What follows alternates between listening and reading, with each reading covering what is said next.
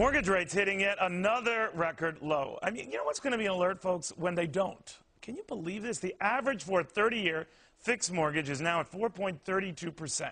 You know, when my wife and I got our first mortgage, that's what we were paying per day. Anyway, that is the 10th drop we've seen in 11 weeks. It is the lowest since Freddie Mac began tracking rates back in 1971. Wow. Meanwhile, to Delaware, where another battle with a Tea Party candidate is heating up. Republican Christine O'Donnell taking on Representative Mike Castle in the GOP primary for the state Senate seat. That battle is set for September 14th. Christine O'Donnell joining me now. Now, we did reach out to Ms. O'Donnell's opponent, Congressman Castle. His folks are looking to see what date works best for his schedule, hopefully soon. Very good to have you, man. Thanks for coming. Thank you very much for having me, Neil. You know, it was sort of like you became like an overnight emerging force, and I don't know whether it had to do with what was going on, you know, in Alaska, but bottom line, the Tea Party saw something in you, galvanized its efforts, right, and away we go. What happened?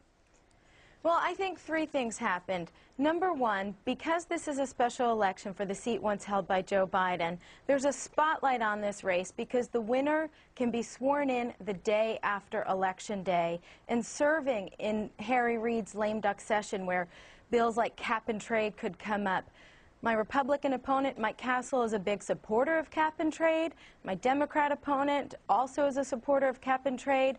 Nobody wants this bill. So in this race, I am the only candidate who has pledged to not only vote against it, but advocate against it. So people are looking at this as perhaps me being that filibuster vote. Number two, I think the other thing that happened is polling started showing that Castle and I are very close.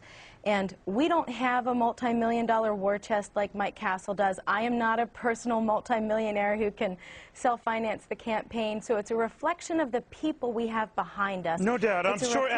There's no doubt about that energy. But, right, you know, you're a relative unknown. And when you're a relative unknown, people start kicking the tires and saying, well, what is this woman about? And then the dirt starts coming out. And I'm sure you're familiar with it, that you owe back taxes, that you had a home foreclosed on, that you never received a diploma because you didn't pay your tuition. Yeah. Any of that true? Right. None of that. No. We've addressed that on our website, Christine2010.com. No, I don't have time to go. No, I don't have time to go to your website. Do you owe back taxes? No, I don't owe back taxes. Did you ever foreclose on a home? No. I sold my home. Right, I was the endorsed Republican candidate in 2008. So you didn't vote. 2 out of 3 didn't happen. No. So you didn't receive a diploma because you couldn't pay your tuition. Is that true? Well, yes and no. It took me 12 years to pay off my student loans. When I did the cap and gown ceremony in 1993, I got handed a leather portfolio, but inside was a bursar's bill. I mean, most people don't have trust funds that pay for their education.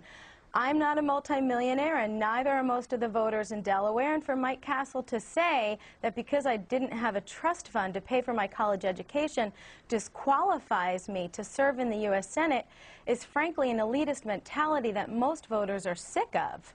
All right. Well, it's out there. You responded to it. The invite goes to your opponent as well. Hopefully we'll get him on. Thank you, Ms. O'Donnell. Very good having you. Thank you very much.